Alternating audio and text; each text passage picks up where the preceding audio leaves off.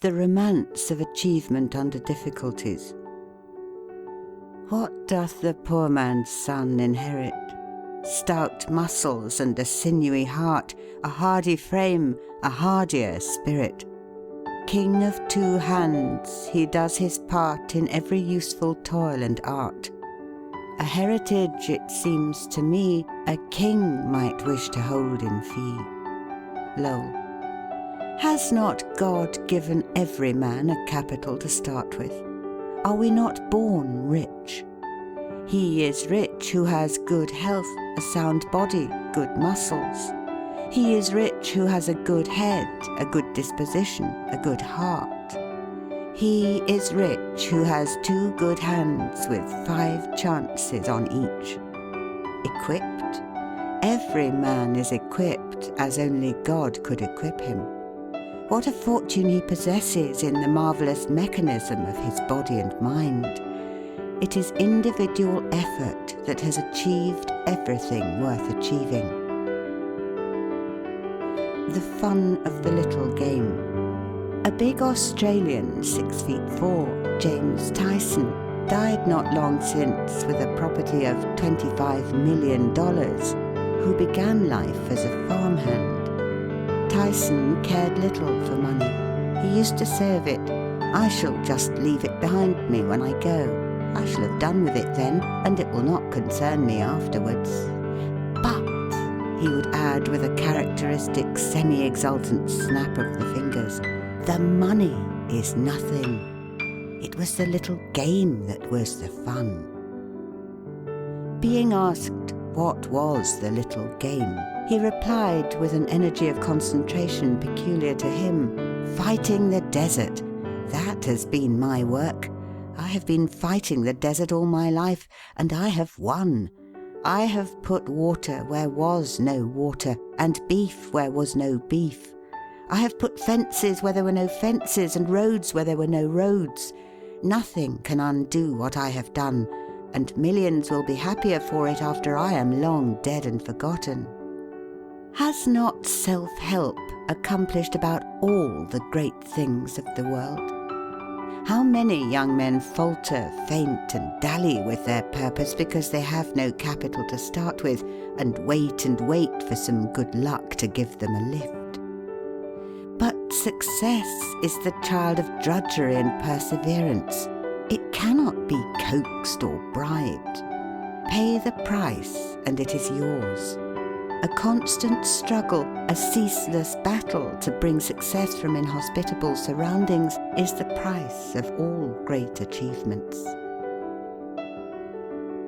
Conquerors of fortune.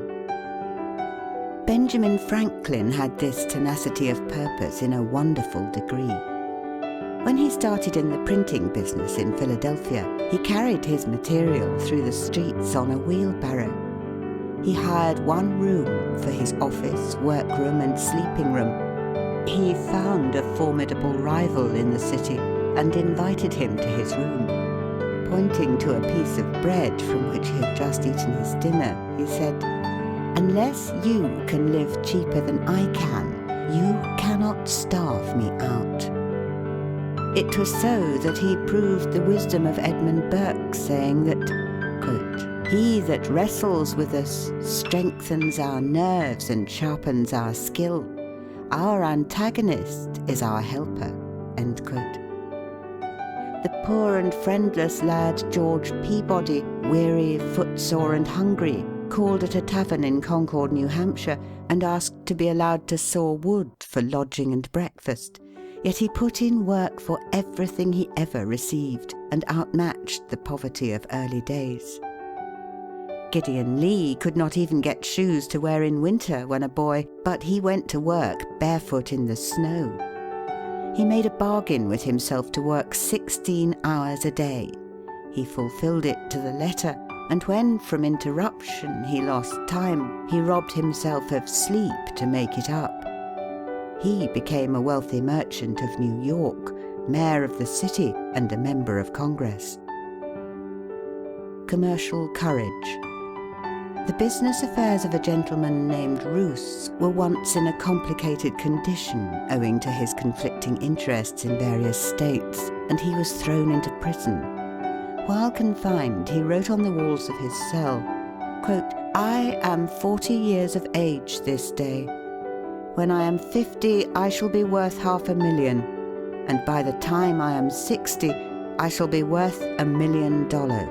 End quote. He lived to accumulate more than $3 million. The ruin which overtakes so many merchants, says Whipple, quote, is due not so much to their lack of business talent as to their lack of business nerve. End quote. Cyrus W. Field had retired from business with a large fortune when he became possessed with the idea that by means of a cable laid upon the bottom of the Atlantic Ocean, telegraphic communication could be established between Europe and America. He plunged into the undertaking with all the force of his being. It was an incredibly hard contest. The forests of Newfoundland, the lobby in Congress, the unskilled handling of breaks on his Agamemnon cable, a second and a third breaking of the cable at sea, the cessation of the current in a well-laid cable, the snapping of a superior cable on the Great Eastern, all these availed not to foil the iron will of Field, whose final triumph was that of mental energy in the application of science. 4 New York journalists. To Horace Greeley, the founder of the Tribune, I need not allude.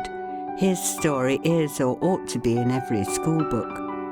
James Brooks, once the editor and proprietor of the Daily Express and later an eminent congressman, began life as a clerk in a store in Maine, and when 21 received for his pay a hogshead of New England rum. He was so eager to go to college that he started for Waterville with his trunk on his back, and when he was graduated he was so poor and plucky that he carried his trunk on his back to the station as he went home. When James Gordon Bennett was 40 years old, he collected all his property, $300, and in a cellar with a board upon 2 barrels for a desk, himself his own typesetter, office boy, publisher, newsboy, clerk, editor, proofreader, and printer's devil, he started the New York Herald. He did this after many attempts and defeats in trying to follow the routine instead of doing his own way. Never was any man's early career a better illustration of Wendell Phillips' dictum, quote, "What is defeat? Nothing but education, nothing but the first steps to something better," end quote. Thurlow Weed, who was a journalist for 57 years, strong, sensible, genial, tactful, and of magnificent physique, who did so much to shape public policy in the Empire State, tells a most romantic story of his boyhood. Quote, "I cannot ascertain how much schooling I got at Catskill, probably less than a year, certainly not a year and a half, and this was when I was not more than 5 or 6 years old. I felt a necessity at an early age of trying to do something for my own support. My first employment was in sugar making, an occupation to which I became much attached. I now look with great pleasure upon the days and nights passed in the sapbush. The want of shoes, which as the snow was deep was no small privation, was the only drawback upon my happiness. I used, however, to tie pieces of an old rag carpet around my feet and got along pretty well, chopping wood and gathering up sap. But when the spring advanced and bare ground appeared in spots, I threw off the old carpet encumbrance and did my work barefoot. There is much leisure time for boys who are making maple sugar. I devoted this time to reading when I could obtain books, but the farmers of that period had few or no books save their Bibles. I borrowed books whenever and wherever I could. I heard that a neighbour 3 miles off had borrowed from a still more distant neighbour a book of great interest. I started off barefoot in the snow to obtain the treasure. There were spots of bare ground upon which I would stop to warm my feet, and there were also along the road occasional lengths of log fence from which the snow had melted and upon which it was a luxury to walk. The book was at home, and the good people consented, upon my promise that it should be neither torn nor soiled, to lend it to me. In returning with the prize, I was too happy to think of the snow or my naked feet. Candles were then among the luxuries, not the necessaries of life. If boys, instead of going to bed after dark, wanted to read, they supplied themselves with pine knots, by the light of which, in a horizontal position, they pursued their studies.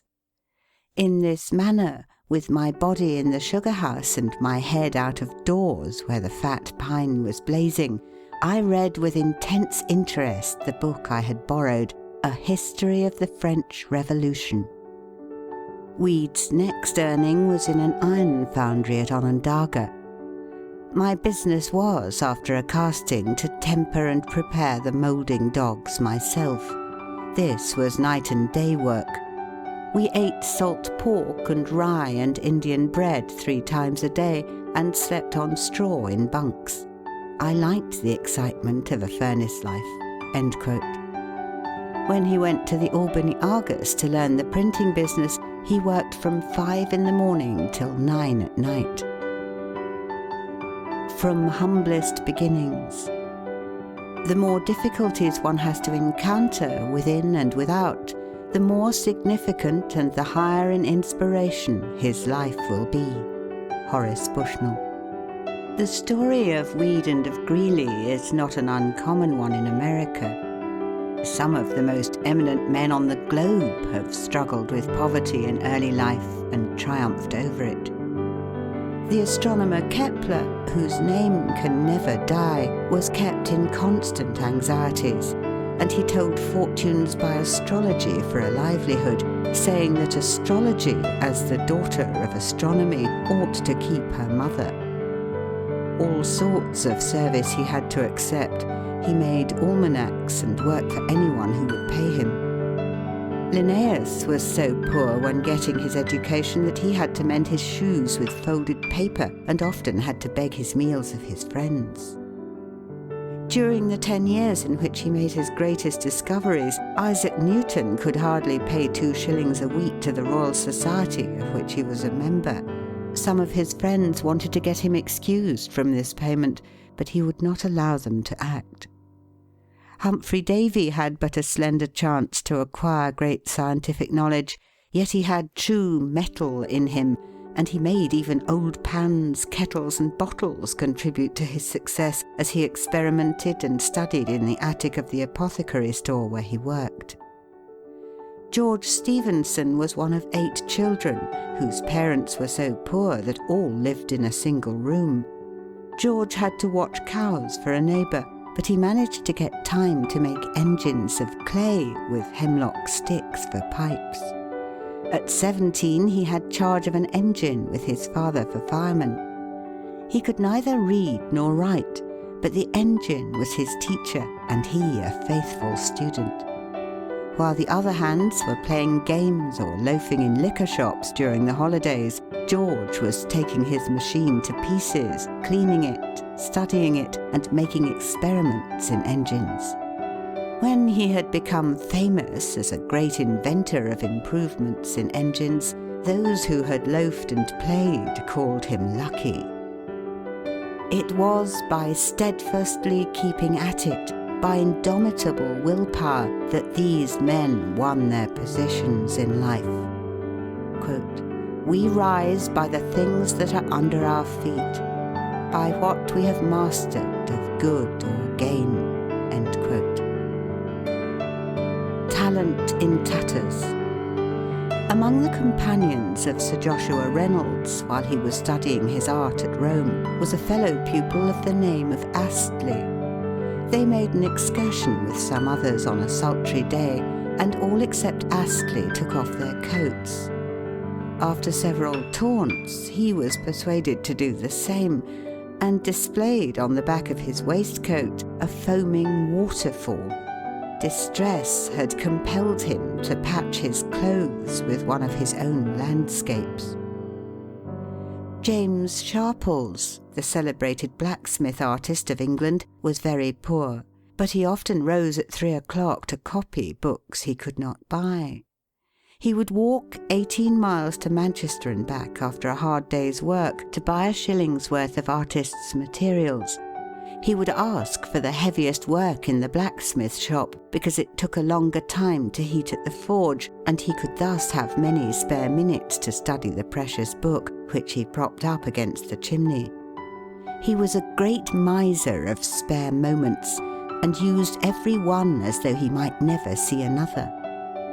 He devoted his leisure hours for 5 years to that wonderful production, The Forge, copies of which are to be seen in many a home. It was by one unwavering aim, carried out by an iron will, that he wrought out his life triumph. "That boy will beat me one day," said an old painter as he watched a little fellow named Michelangelo making drawings of pots and brushes, easel and stool, and other articles in the studio. The barefoot boy did persevere until he had overcome every difficulty and become the greatest master of art the world has known. Although Michelangelo made himself immortal in 3 different occupations, and his fame might well rest upon his Dome of St. Peter as an architect, upon his Moses as a sculptor, or upon his Last Judgment as a painter, yet we find by his correspondence, now in the British Museum, that when he was at work on his colossal bronze statue of Pope Julius II, he was so poor that he could not have his younger brother come to visit him at Bologna because he had but one bed in which he and 3 of his assistants slept together. Yet, quote, "the star of an unconquered will arose in his breast, serene and resolute and still and calm and self-possessed." End quote. Concentrated energy. The struggles and triumphs of those who are bound to win is a never-ending tale. Nor will the procession of enthusiastic workers cease so long as the globe is turning on its axle. Say what we will of genius, specialized in 100 callings, yet the fact remains that no amount of genius has ever availed upon the earth unless enforced by willpower to overcome the obstacles that hedge about everyone who would rise above the circumstances in which he was born or become greater than his calling. Was not Virgil the son of a porter, Horace of a shopkeeper, Demosthenes of a cutler, Milton of a money scrivener, Shakespeare of a wool stapler, and Cromwell of a brewer? Ben Jonson, when following his trade of a mason, worked on Lincoln's Inn in London with trowel in hand and a book in his pocket. Joseph Hunter was a carpenter in youth, Robert Burns a ploughman, Keats a druggist, Thomas Carlyle and Hugh Miller masons. Dante and Descartes were soldiers. Cardinal Wolsey, Defoe and Kirk White were butchers' sons. Faraday was the son of an ostler, and his teacher, Humphrey Davy, was an apprentice to an apothecary. Kepler was a waiter boy in a German hotel, Bunyan a tinker, Copernicus the son of a Polish baker. They rose by being greater than their callings, as Arkwright rose above mere barbering, Bunyan above tinkering, Wilson above shoemaking, Lincoln above rail splitting, and Grant above tanning.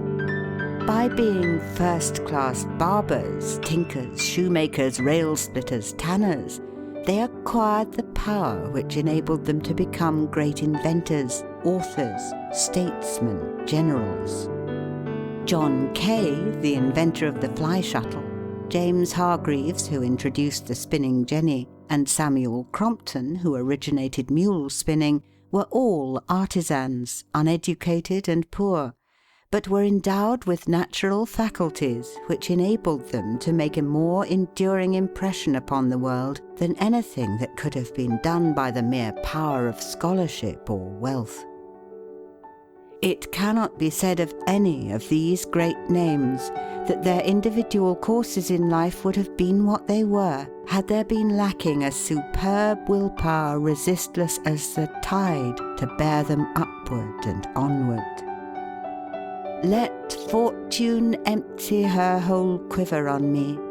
I have a soul that like an ample shield can take in all and verge enough for more. Fate was not mine, nor am I fate's. Souls know no conquerors. Dryden. End of chapter 5.